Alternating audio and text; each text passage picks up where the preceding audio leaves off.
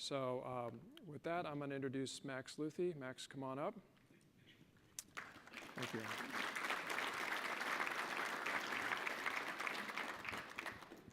Max has been with TrendWatching. Was started about 15 years ago. I think Max has been there about 10. He has some little tiny clients like Google and Disney that rely on him and his trend spotters all over the world to pull trends together and make sense of them. They categorize all the noise very, very nicely and has been very helpful for us. And so with that, I'm going to turn it over to Max. Thank you. Thank you, John. I'll grab this. It's busy up here. Good morning, everyone.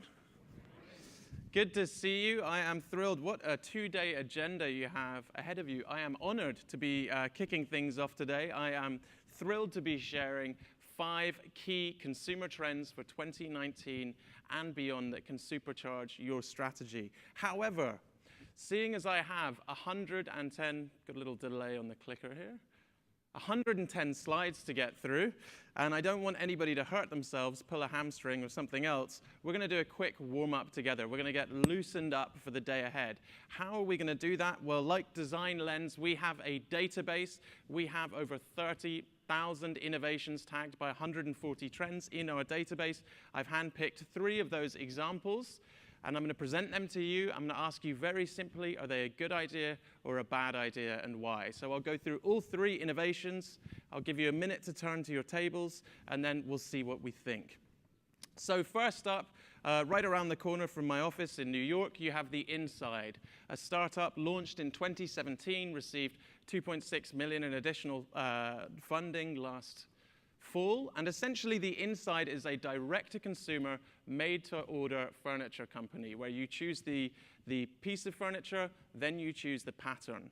But what I'd like you to focus on is this concept of the drop. So the drop is something you know from the world of hip-hop, I'm sure you will know, and streetwear as well, whether or not it's Supreme or Nike, you know, you have these drops of exclusive products. And what I like about this innovation here is on The Inside's website, they say very clearly they will be dropping exclusive patterns every month. So that's our first innovation.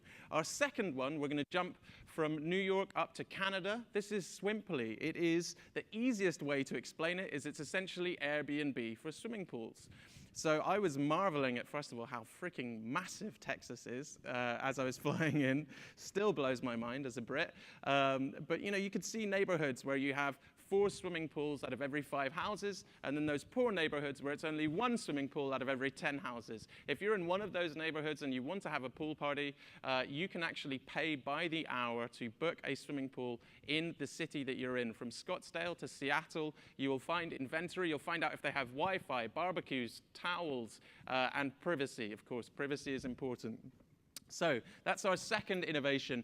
Our third innovation, we're going to push the boat out a little bit more. This comes from Ford in Europe, and this is just a concept, but Ford has been finding ways to apply their in-vehicle technology to sort of new solutions to tackle other issues in life. So they took their lane assist technology and tried to figure out if they could resolve the issue of couples who hog each other's space. I'll show you a quick video. He sleeps at a 90 degrees angle and I'm literally on the edge of the bed. To be honest, I don't realise. I should film you. Ti posso assicurare che non prende troppo spazio nel letto. We move unconsciously during the night. We make 12 to 20 major positional changes, and sleep deprivation is a problem to our physical, mental and emotional health.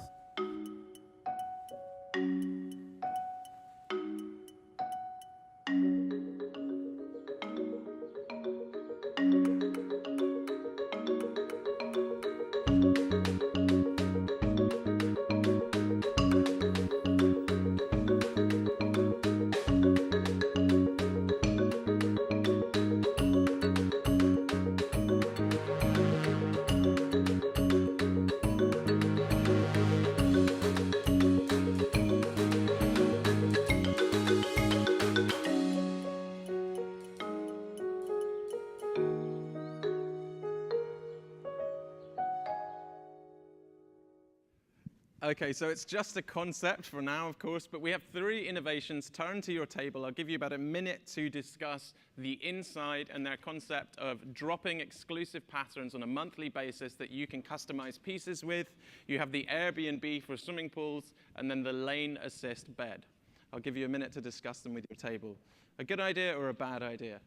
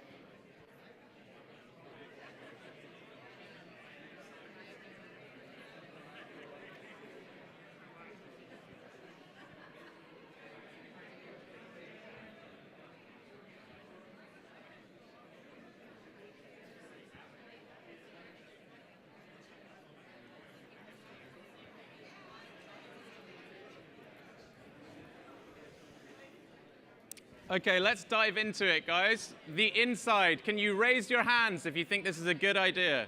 Raise your hands if you think this is a good idea. Okay, keep your hands up if you'd like to share with the room why you think this is a good idea.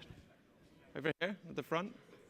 Yes. I just believe that, especially for the millennial buyer, they want to personalize things. So I think it's perfect. Taps into that desire to personalize products, of course. Okay, brilliant. And can some of you raise your hands if you think this first example is a bad idea from the inside? Wow, this is very rare. This is very rare. And oh, here we go.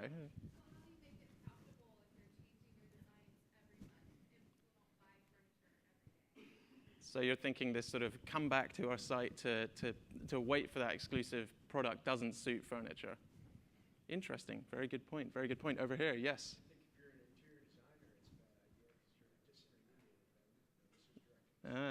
People are going to lose their jobs. That's why it's a bad idea. Very interesting. Okay, good, good. And we're going to come back to that topic later today. Okay, Airbnb for swimming pools. Raise your hands. This probably depends on where you live, but raise your hands on whether or not you think this is a good idea or a bad idea. Good idea? Fewer people for this one. Anyone feel strongly about why? Yes, maybe over here?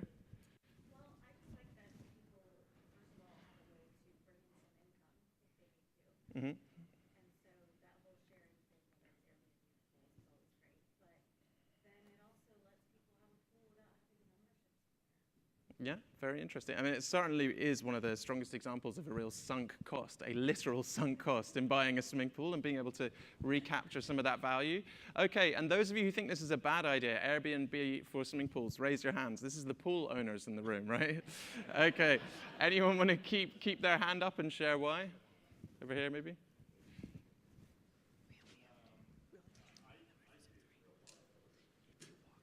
Interesting. Okay. Yeah, very valid point. We are in America, of course. This is a litigious, I love this country, but it is one heck of a litigious nation. Okay. Ford, the lane assist bed. Good idea. Raise your hands. Very few people like this idea from Ford. We should reach out to your spouses. Anyone want to share why they like this idea? Even if it's just a concept? Yes. It will keep my husband on his side of the bed. Yeah, it tackles a pain point that you're familiar with. Okay, those of you who think this is a bad idea, raise your hands. Here we have a pretty clear majority. Anyone want to share why? Something that could break, something else that could break. It also looks like it could kill you in the night, doesn't it? That's what I was thinking when I was watching it. It doesn't look very comfortable, but an interesting concept. Okay, great work, everyone. The reason we do this is to show that even in a room full of brilliant, like-minded experts, you're going to have diverging opinions. So yesterday, as I go through some of the trends and some of the other presenters you hear from today, acknowledge that gut feeling. I love this. I hate that. This will never work. And once you have that personal reaction, then join me and step outside of your taste bubble and say, is there a consumer out there that these trends or these innovations could delight? So a lightning quick bit of background on TrendWatching. We've been scanning the world, making sense of change for over 16 years. And you're going to hear from so many different trend experts today. I should specify what kind of trends I'm going to be talking to you about. I'm sure you can tell just by looking at me, I'm not going to be talking about fashion trends. And I'm not actually going to be talking about aesthetic trends or design trends. So I'm glad you have so many pros in the building to cover those types of trends. They're very important. We're also not going to be focused purely on technology trends. This is homemade Google Glass. If you purely focus on the AR, the AI, the VR, the 3D printing, if you just focus on the technology, you forget the human needs and wants the technology should serve. So this is our definition. I'm going to share 5 new manifestations with you amongst people in behavior, attitude, expectation of a core human need or desire. So 2 things to take away here. If you only remember one word from my session, tracking trends is all about understanding changing expectations, the expectations of the customer. But also, everything I talk about will be anchored in fundamental human needs.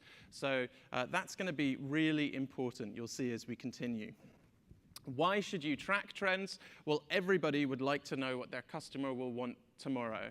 And I have to say, I'm pretty envious and impressed by the research that Design Lens have done and that they have available in their database. And there's a huge value in surveying consumers and asking them what they want and what their needs are. But as everyone from Steve Jobs to Henry Ford to Jeff Bezos has said as well, if you want to try and understand the customer of tomorrow, you can't ask them today what they'll want in a few years. They just don't know yet. So what's our approach at TrendWatching? Well, we're looking for the interaction of 3 unique things. First of all, we have change. Environmental change, technological change, cultural change, political change we've seen a lot of in the last 24 months. We see this change and we watch for where it bumps up against something that does not change from month to month or season to season. Our fundamental human needs and wants. The desire for status, the desire for comfort, for security, for value, for connection, for love. These fundamental human needs don't change from month to month, but when change bumps up against them, as it continues to do on a daily basis, in fact, it feels like the rate of change is accelerating, you get points of tension. And in those points of tension, you get moments of opportunity to meet those needs in new ways. So this is our data point at TrendWatching, the innovation. I'm talking about product innovation, marketing innovation, business model innovation, architectural innovation. We look for innovations with our 1,000-member spotter network around the world, not just because, hey, look at these cool things that are happening around the world. That is absolutely not what my job is. What we are looking for is the innovations that meet our needs in new ways and change. They do something magical. They immediately heighten the bar. They change what people expect. So really, I'm in the business of tracking emerging expectations and helping our clients make sure that they're not falling behind what customers now expect. Now, it's very important to keep an eye on what's happening in your industry. Extremely, extremely important. But if you're only looking at what the competition is doing, then you sort of have your head in the sand. Because expectations cross borders, they cross verticals. You all compete in an expectation economy. You might not have woken up this morning and thought that Spotify was your competitor, but in the expectation economy, they absolutely are. How many of you listen to the Discover Weekly playlists? Okay, so when Spotify rolls out their Discover Weekly playlist every Monday to tens of millions of users, it's this finely tuned, algorithmically perfect playlist, a mixtape for every one of these tens of millions of users, and it's teaching them that a company can, at scale, understand me as an individual. It changes what we expect, not just from other media companies, but from every business. Everyone in this room knows that Airbnb changed what consumers think is possible in terms of authenticity and connection to a locale. Tesla rewrote the rules in terms of making sacrifices. The environmental choice wasn't the premium choice. It wasn't the luxury choice. And they changed that expectation. So we're going to look outside of your sector throughout this presentation, because you're up against best-in-class degree. So what am I going to do? I'm going to take 5 fundamental human needs, and I'm going to throw them into the seas of change, and we're going to look at the points of tension and the emerging expectations and the 5 trends that result. So let's start off Quick note. I will give you about a minute or two during these light bulb moments to jot down your ideas. I see they've generously given me a few pages in the notebook, so thank you. And jot down your immediate reactions to these trends, and maybe at the end, if we have time, you can share some of your first thoughts about how you might react to them. Because just listening to trends is a waste of time. You have to react to them.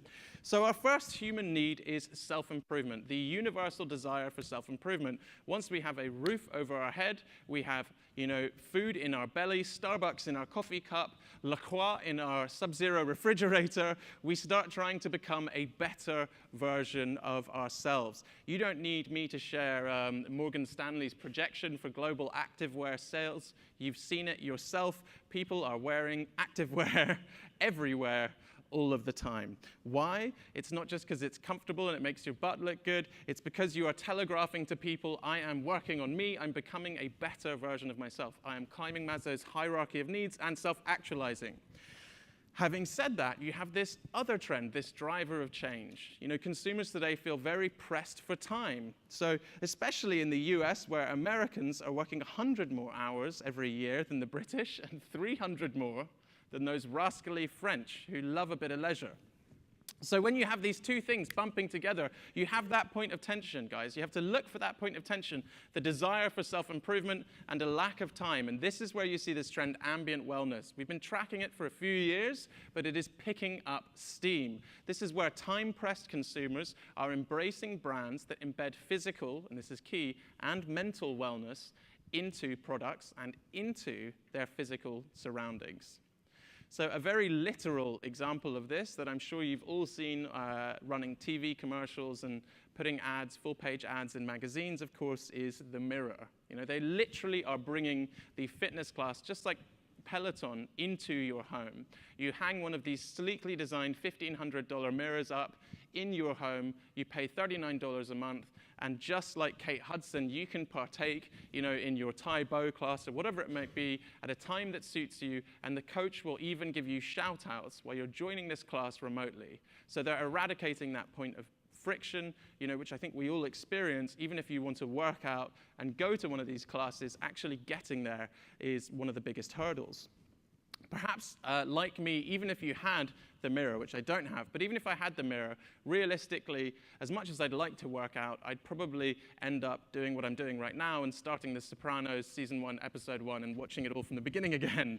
So I'm firing up Netflix. I'm feeling kind of guilty. I'm not getting my self-improvement goals. But then I have the 8-sleep mattress, the Pod, which they announced just last month. It's going to be shipping in April. This is essentially the Nest for mattresses. It's connected to a water cooler. Of course, it claims that AI and algorithms monitor your temperature and minutely adjust the temperature of the mattress. So even while lying in bed, the modern consumer can, experience self-improvement. Of course, this is a global issue, air quality. Indoor and outdoor air pollution will cause 77 million deaths a year. And 9 out of 10 people worldwide, breathe polluted air. I think that's a pretty big market for you guys to target here when you talk about a point of tension. So we're seeing a lot more innovation tackling this very issue. For example, IKEA in February announced, I wouldn't call it delicately named, the Gunrid. The Gunrid is a curtain that actually reacts with artificial and natural light to eliminate pollutants and toxins like formaldehyde and other things that might be harmful to your health. If you want an even more high-tech, a more contextual solution, consider the Wind Halo. And the reason I use the word contextual is this isn't just an air purifier that sits in your home running when you turn it on. It actually monitors air quality, and it actually responds to the changing needs of the user. So as I said, I think this raised $750,000 on Kickstarter, sorry, $500,000 on Kickstarter. So there is demand out there for it, and I'll show you a quick video. Introducing Wind Halo and Wind Home Purifier, the smartest air quality platform for a healthy, comfortable home. Using the most comprehensive set of air quality sensors, Wind Halo detects everything from pollen to pet dander to Pete's pot roast, instantly directing the Wind Home Purifier, the most powerful air purifier in its class, to give you the cleanest air. The Wind Home Purifier houses dual HEPA filters to maximize air intake and a patented turbofan to enable it to purify a 1,000 square foot room in under 30 minutes. But it's not just about cleaning your environment. It's about creating an optimal atmosphere where you can be at your best. With Halo, just tell the app what you're up to, and it'll automatically make things perfect, like lowering the temperature or producing more healthy air during exercise.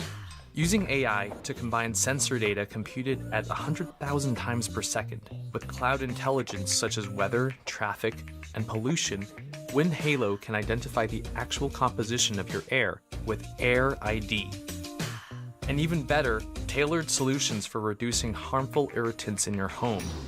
Halo works seamlessly with your existing platforms like Nest and Amazon Echo to monitor and adjust things like temperature, excessive noise, and humidity, making your home an ideal environment for everyone. The air around you directly impacts your health and wellness. After all, you're swimming in it. Just imagine what the right environment can do for your well-being. Okay, and a key point when we talk about changing expectations is even when a lot of the examples you see in the space are tech-driven, it doesn't mean you need AI to solve for that emerging expectation. I love this St. Louis-based hotel that opened last fall, the Angered Arts Hotel. They claim to be the world's first hotel where you book a room, and therefore the color of the room based off of the emotion that you want to sort of stir up. So you can ignite your passion, as we all know from watching Dumb and Dumber with the red room. If you overdo it in the red room, the next day you can move into the green room to rejuvenate. So of course, even something as powerful as color can help you deliver ambient wellness. So my first light bulb moment for you all is to ask yourself how you can embed physical and mental health boosters into consumers' homes. So take a moment, I'll give you a minute to jot down your first thoughts. You can talk to your neighbor, and then we'll dive into our second trend.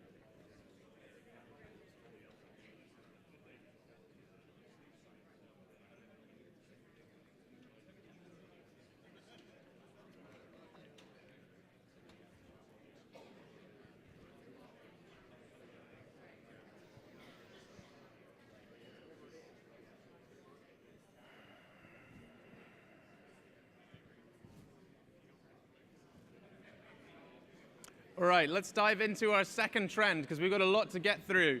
So let's talk about the road to adulthood.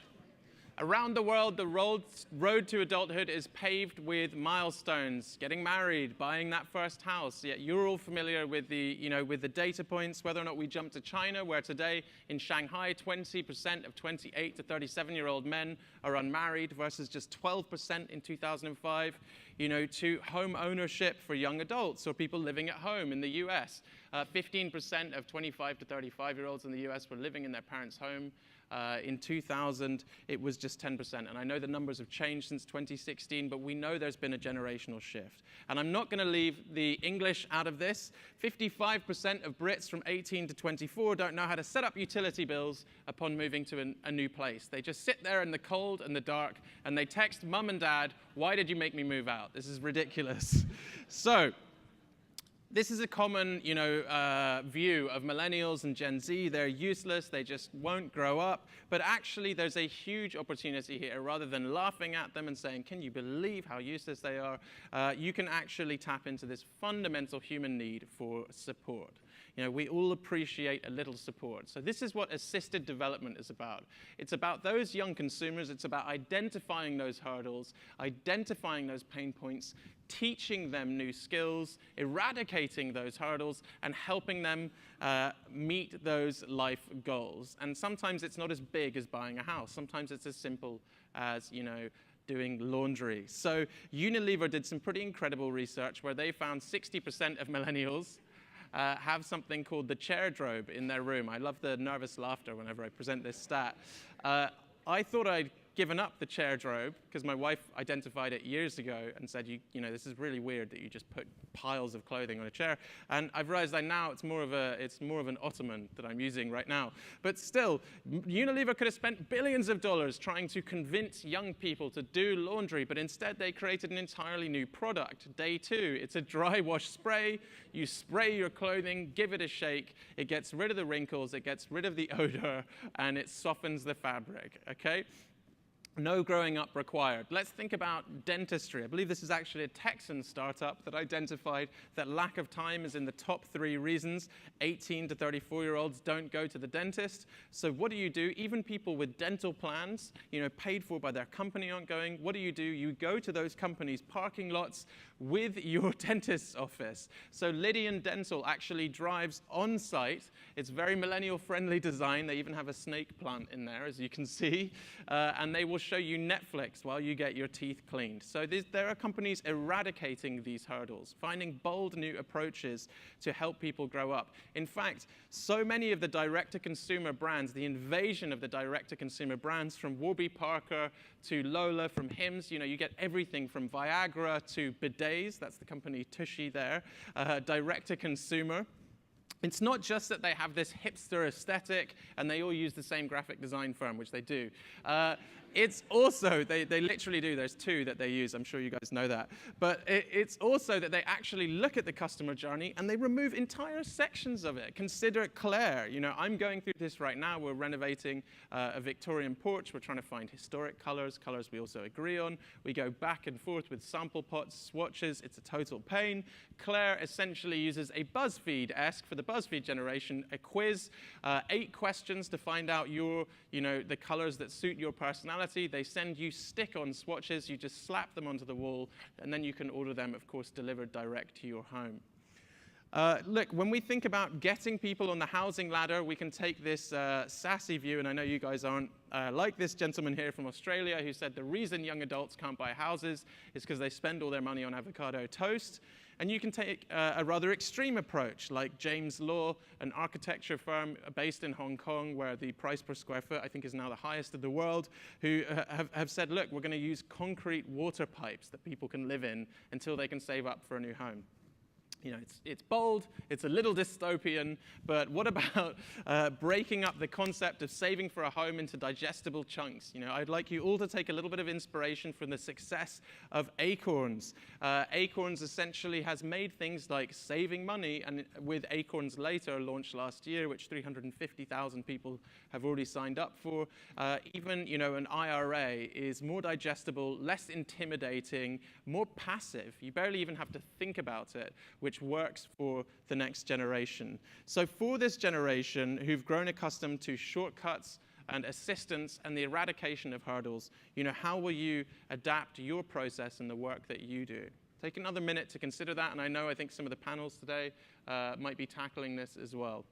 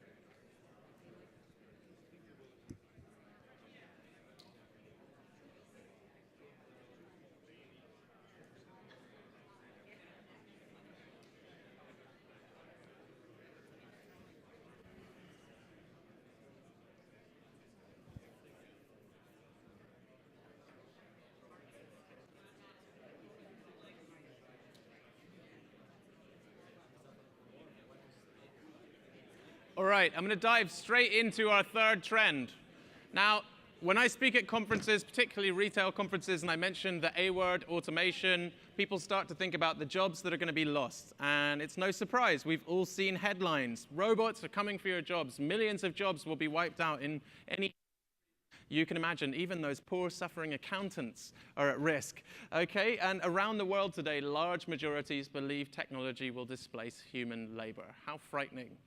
However, humans are complex animals. We are frightened about automation taking away our jobs, but we're also really excited about how it can deliver on simplicity and make our lives easier.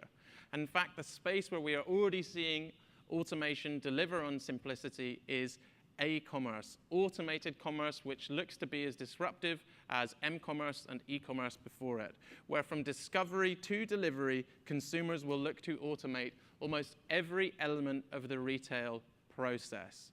So, of course, this has really been kicking off in fast-moving consumer goods. Back in 2015, Amazon announced the Amazon Dash replenishment services, and it flew a little bit under the radar because they'd also launched the Dash button, which is a lot more kind of headline-friendly. Now, Dash replenishment services mean if you have a connected printer, a connected coffee machine, a connected pet food dispenser, when it is running low, it automatically adds that product to your Prime account. Remember, more people than the population of Germany now have Prime accounts, and you never run out of pet food or coffee again. And I'm sure some of you have experienced the rage I experienced when you run out of coffee at a key moment. So this didn't kick off. It didn't explode immediately because I think not enough people were making these Dash-compatible devices. But guess what? As I'm sure most of you noticed, Amazon is now making ridiculously affordable $60 Alexa-compatible and Amazon Dash replenishment-compatible microwave. So likewise, you will never run out of popcorn again. This is an incredible shift where the consumer is removed from the consumption process. Okay, and again, one final food and beverage example. Farmstead is a Bay Area-based grocery delivery company. They essentially use AI to look at the purchases that you're making regularly. They estimate when you need that product again, and they send you that push notification, and you simply swipe, yes, I am running low on milk. Once consumers experience this, they will begin to expect it in every element of their life. Why should they have to remember to buy anything ever again? This isn't just about fast-moving consumer goods. This isn't just about replenishment. We see automation impacting every link on the chain between whatever it is you deliver for the customer and your business. So even the insurance industry, this is one of those forehead-slapping examples. This is a fintech startup from Europe that essentially uses geolocation. So once you enable this feature on your phone, when it detects that you are traveling, it starts charging you €1 a day. It's automated travel insurance. If you're the kind of person who likes travel insurance, you never need to think about it. Again, you are outsourcing that decision-making to focus on the things that you care about. The explosion of meal kit spending, growing 3 times faster than any other channel in food and beverage, is because meal kits walk that perfect tightrope between convenient and easy, but just enough involvement that they make you feel good about yourself. So I have a really out there example. This is the one that actually raised $750,000 on Kickstarter. This is sous vide, and this is probably the most Jetsons example I'm going to present to you today. It makes some people giggle. Fair enough. Let me show you the video. Imagine a healthy, delicious gourmet dinner cooked in your own kitchen from scratch, all with just the simple tap of your finger. Some might describe it as the future, others a lifesaver. We call it sous vide, the refrigerated multi-zone kitchen robot cooker, plus smart meal kit delivery service. Life is busier than ever. Providing nutritious, fresh, flavorful meals for our families has become such a challenge. The time and energy it takes to shop, prep, cook, and clean, we just don't have it. Our fresh, chef-inspired dinners are all created with natural and raw ingredients that can be customized to your taste and delivered straight to your door in refrigerated packaging weekly. Sous vide automatically detects your food and keeps it refrigerated until its algorithms tell the appliance exactly when to start cooking, so everything is ready for you at the same time. All you have to do is load your sous vide in the morning, go about your business, and come home to enjoy a fully cooked dinner. No prep, no stress, just a perfectly prepared dinner that's ready when you are. Imagine the freedom and time you'll save.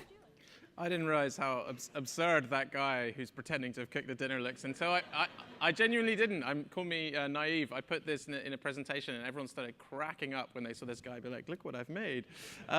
Look, this is, if John mentioned scoffing, and I am in a very strange business. I hear a lot of scoffing. And look, this is one of those examples you're going to scoff at. You're going to be, this is completely ridiculous. Who needs an automated cooker that keeps their food cool and cooks it for them and syncs with their meal subscription kit? There's no way this will succeed. It'll be just like Juicero before it. However, some of you in the room will think about the expectations it represents. Automating decision-making, automating processes so you have more time as a working parent, for example, to sit down and enjoy dinner with your family. When you think about those fundamental expectations, if a business can minimize the browsing for the organic kale or chopping it up or keeping it cool and then getting the timing right, if it can take all of that off your plate so you can sit down and spend more time with your family, that is going to raise the bar for consumers. So, my question for you is, which links in the chain could you automate for residents, for future homeowners, to free up their valuable time so they can spend it in the areas that matter to them?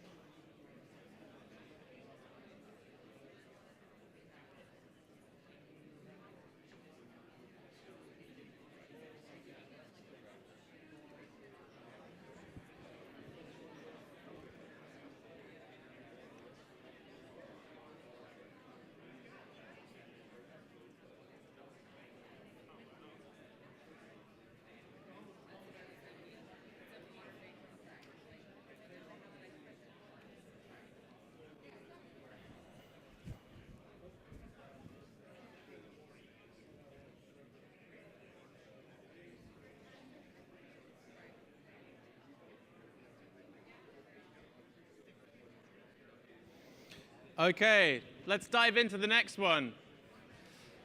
I know it feels like I'm cutting you off, but it's because I want to hear from you at the end. So we're going to talk about relevance. If we think about how brands and businesses and architects and real estate companies deliver relevance to consumers, in the last 10 years, it's been through data-driven personalization. Data's been key to relevance. And you might say, but Max, last year was the year of the Cambridge Analytica scandal. Facebook went to Washington. Even Mark has realized the error of his ways. Just a few days ago, he said, we're now about privacy. Well, okay, welcome to the party, Mark. But look, everybody is more concerned than they were about privacy, but have their expectations with regards to relevance and personalization ratcheted down? No. 73% of consumers say that no retailer or service provider has ever communicated with them in a way that felt too personalized.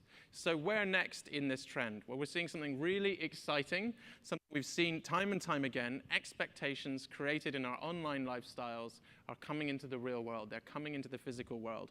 So it wouldn't surprise anyone here to know if you opened your Netflix, if you opened your Spotify, you would all see a different array of movies. You know that this service is shaping itself. It's adapting based off of your preferences. In fact, Netflix even changes the actors that you see in the photos based off of the films that you watch. So if I really like Val Kilmer, they're going to pop him up on Heat. If you're a Pacino fan, they're going to try and get you to watch Heat with a picture of Pacino. This is remarkable, but consumers have grown accustomed to it. And we see this expectation coming into the real world through sentient spaces. Perhaps predicted a little bit too soon with that first wave of beacons by many, but today, smart physical spaces finally, whether it's hotel rooms, restaurants, or homes, are knowing and reacting to their inhabitants. Now, I read somewhere, I think, 900 facial recognition patents have been filed in China in the last few years. It's something like 10 times more than in the US, and they are deploying them in all manner of spaces. For example, checking into a Marriott today, you can simply smile to check in if you've pre-registered. So arguably there, the hotel is recognizing you.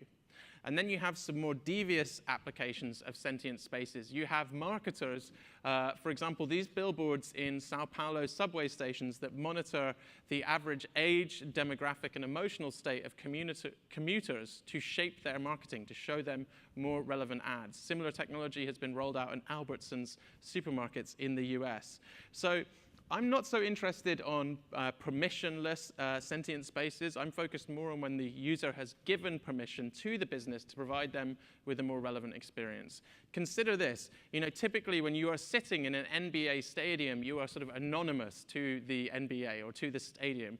But today, if you pre-register with 15 seconds of fame, you take a selfie, when your face pops up on the Jumbotron, they use facial recognition, they recognize you in this stadium of 80,000 people, and they send you that footage direct to your phone so you can share that memory with people. So this is a new world. Now, all of a sudden, even arenas are sentient to our unique presence. With our permission, they can provide us with a more relevant experience. And if you think facial recognition's a little spooky, remarkably, the majority of Americans are already comfortable using fingerprint ID, using voice recognition, and using facial recognition on their phones. I think this shift happened faster than any of us would have guessed. And once we're comfortable, unlocking our phone with 30,000 infrared sensors, as you do every time you look at your iPhone, we see this technology moving into other areas. One really wild example, go back, Bumblebee Spaces, I'm sure several of you have heard about, is a Bay Area-based startup, more for apartments. It's all about making use of the storage space that you have above, in the ceiling, especially if you're in some Bay Area loft apartment. And what they do is they have these robotic storage containers, and they'll even set your bed up, which sounds a little terrifying to me, that lower down as and when you need things, and you can kind of hail them from your smart speaker or through the app. But that's not what I'm focused on. And by the way, it's a former Tesla and Apple Watch engineer, and he assures you you will not get crushed by the storage units. Now, what really amazes me, what's sentient about this space, these units have cameras inside them. They see what items you put inside. So if you put your umbrella away or your notebook away, you can simply ask for your umbrella or your notebook, and it lowers down. Take that a step further, and they've said they can essentially go Marie Kondo on you and actually say, Max, you never use that ukulele, and recommend that you get rid of it. So we're now living in a world where our home will actually recommend to us the junk that we should get rid of. Quite remarkable. Okay, one penultimate example of this trend from Adidas, just to get your imagination going, turned the entire city of Boston into a sentient space. How did they do that? During the marathon, they put RFID tags in the bibs. They had sensors on mats around the course and a 20-person camera crew. This allowed them to generate 30,000 automatically personalized videos for athletes. So 30,000 people could feel like, wow, Adidas really cares about me and is celebrating this achievement. Let me show you one of those videos. Good morning from Massachusetts. This is the 122nd running of the Boston Marathon.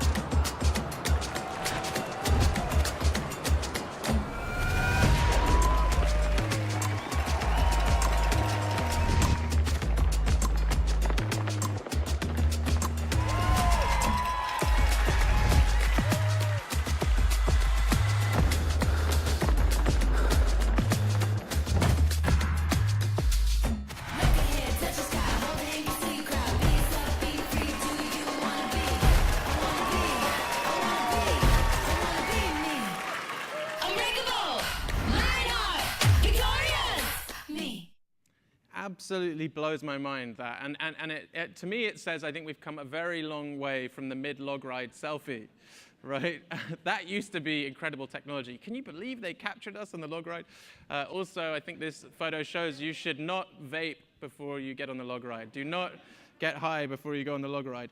Okay, so I'm not telling you guys that you need a bulldozer, you need to knock your homes down and rebuild them with 1,000 RFID tags inside those homes to make them sentient. Think about the expectations. Think about other shortcuts. The truth is, these smart speakers that consumers are buying, 78% growth in smart speaker sales in the US immediately transform a space into a sentient area. So this expectation is here. Consumers are already living in sentient spaces. How will you design spaces that are more reactive and more relevant and more contextual for their inhabitants?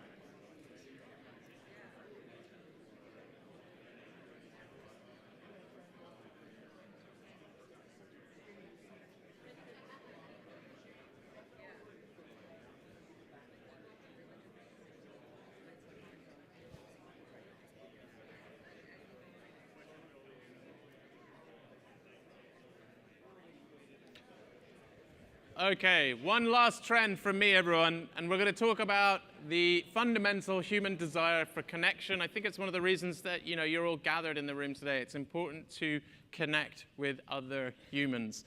And today, even the teenagers are telling us that they spend too much time on their smartphones. What does connection look like on a smartphone? I'm guilty of this.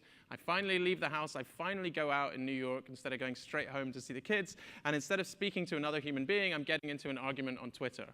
And we know what it looks like when you get into an argument with a stranger on Twitter. In fact, MIT has done some incredible research where they've mapped out the way that people cluster together into tribes online. It's something we've all sensed, but here you can see it. We really don't interact and challenge our own worldviews. We gravitate towards people who we already agree with. This is one of the major drivers, in my opinion, of this alarming statistic. Nearly 9 out of 10 Americans feel the country is more divided than at any point in their lifetimes. Can you raise your hands if you agree with this sentiment behind this? I mean, that's unbelievable to me. That is a driver of change bumping up against a fundamental human need to feel connected, to have peace of mind about the community you belong to. You have a responsibility to acknowledge that and react to it. There is a growing hunger for a healthier community. We can all feel it. And businesses in every category are now getting in on this concept of building new village squares, particularly retailers. They are thinking, how can we build shared spaces that foster meaningful connection, collaboration, and new relationships? In fact, I think Walmart has called them reimagined centers. Walmart has announced late last year their whole concept of the store layout, the big box and the parking lot will change to something that actually looks more like a town center. But one of the heroes in this space in retail was, of course, Apple, and they've been rewarded with the highest revenue per square foot of any retailer in the world. Apple, for example, just last year revitalized this piazza. It's a marvel. It's truly beautiful, and they use local stone. And as you go down these steps towards the Apple store, those steps are also essentially the seats of an amphitheater, so they can have concerts and outdoor movie screenings open to the public. As Angela Arendt said, it's an honor to build spaces where people can learn, create, and connect with their neighbors. Again, even the banks are getting in on this space. You guys are now in competition with banks in terms of building community spaces that people want to gather. This is, how many of you have been to a Capital One cafe? Yeah, they're really nice. They're really, really nice. This is not what a bank branch looked like when I was growing up. You know, this looks more like a WeWork. And speaking of WeWork, WeLive, all the co-working startups, you know, the key thing, of course, that they offer beyond, you know, mid-century modern design and aspirational murals is this sense of community. They have people who are dedicated to bringing people together and building that layer of community. Now, I would be a maniac if I thought I was coming here and teaching you guys this concept of designing for community. I know this is something human beings and designers have thought about for thousands of years. However, there is this new driver of change. There is this increase in polarization. There is a point of tension. So you really need to make sure this is, you know, top of your agenda, top of your to-do list.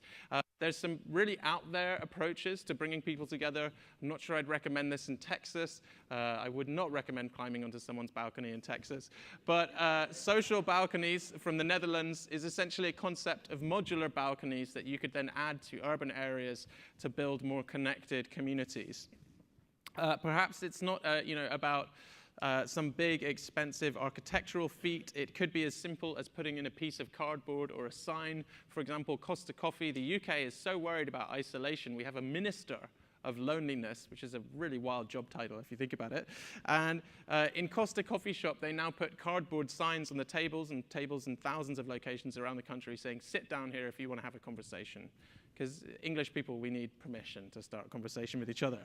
But another really wonderful example to finish with today, this is for Alzheimer's patients and also their caregivers. It's a company, a non-profit called Glenners, and they've developed a literal town square in an old mall.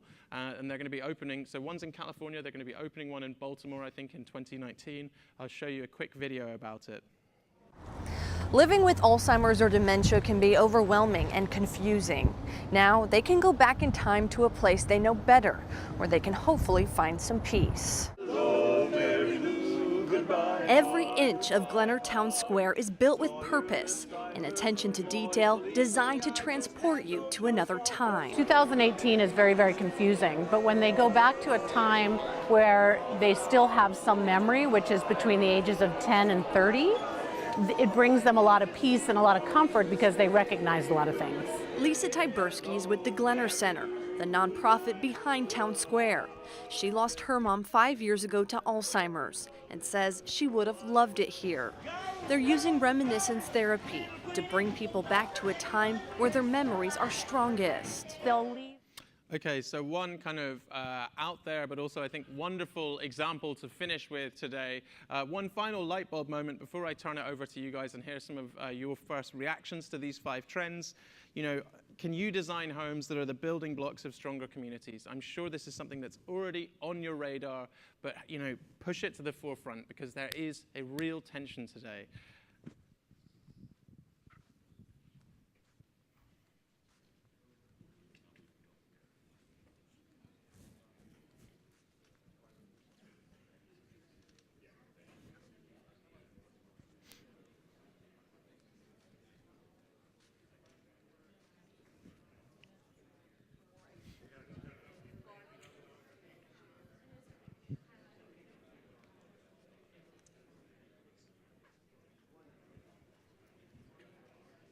With one more mic, just because everyone's.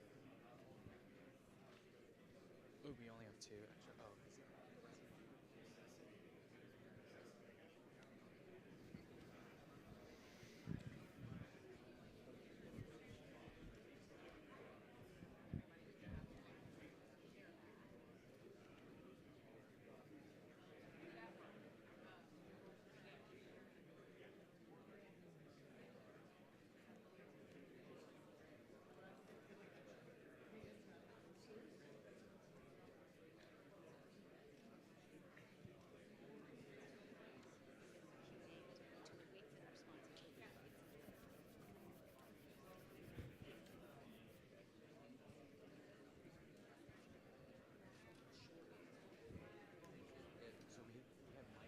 Great. So just maybe make a short announcement if you want to share something. Just look.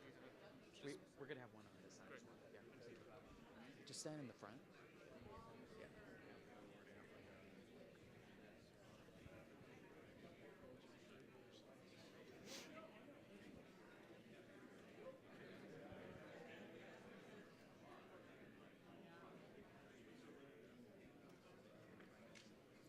Okay, I think it's time to hear from everyone. So before I hear from you all, if you recall, we had 5 fundamental human needs: self-improvement, support, simplicity, relevance, connection, and we threw them into the seas of change and had this hunger for physical and mental wellness embedded into our surroundings.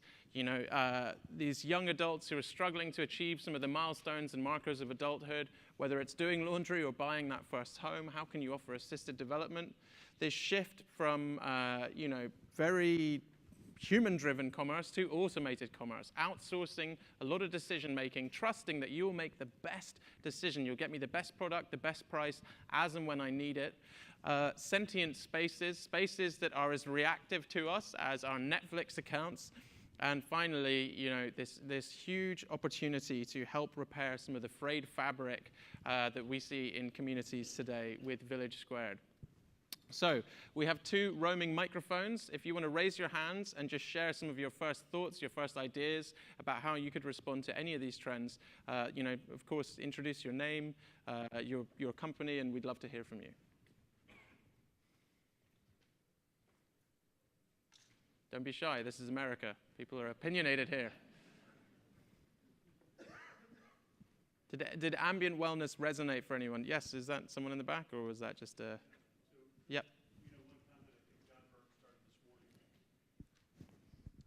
John started this morning with just where the home building industry and development industry is relative to reviews and its perception in the marketplace. I mean, all these things are, I mean, I think the way that the public's going and our industry has to, I mean, we've got to do a much better job delivering on our promises before we can build the level of trust that, you know, these kind of relationships require. So, and I think that's a substantial challenge. Interesting. I mean, it's not easy, but I mean, people aren't, just the simple thing of, I mean, if you're a builder and then you need to provide service, but you haven't finished the house in the first place, like it's a very challenging relationship that, you know, I mean, we have to rethink. Interesting. Okay.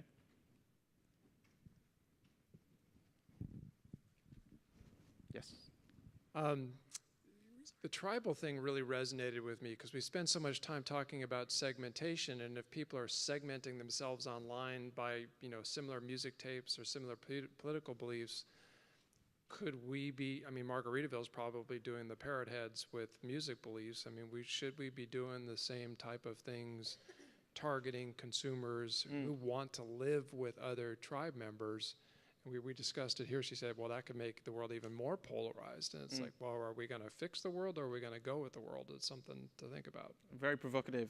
And it's interesting. It reminds me of in 2014, we probably cost ourselves quite a bit of money by saying we're not going to do demographic reports anymore. And we're not going to say Gen Z do this or Gen Y do that because we believe in post-demographic consumerism. Thanks to the global brain, urbanization, people can break free from demographic assumptions. So our advice to professionals is always that rather than targeting, you know, 30-year-old Latina women, for example, you're actually targeting people by the tribes that they choose to belong to. So the tribes that they choose to belong to based off of their values and based off of their interests, be that, you know, parrot heads or vegans. So I think there is an opportunity to do that.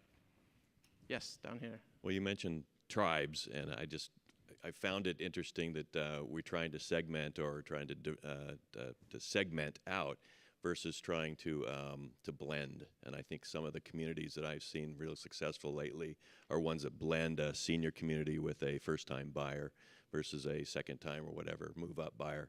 I think those are. I think that's really the direction that we need to do, and we need to think about the blend of different communities. Great point. And I think that, you know, people choosing to live in urban areas isn't just because they want to reduce the commute. As we all know, part of it is, you know, the richness and the diversity of those communities and the mixing of tribes. Okay, I think we have time for maybe one final point. Yes, over here, table number 10.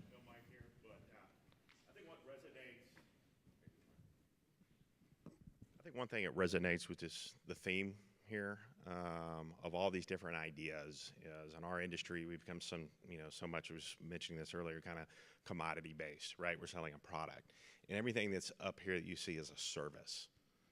You know, I see us making conveniences and services. So at what point does our industry we start capitalizing on where we become more service based So great presentation. Thank you. Yeah, it's very interesting. I mean, even Ford Motor Company now say they're not about making products. They're not making a car and marketing to you to sell you that car. They're instead a transportation, provider.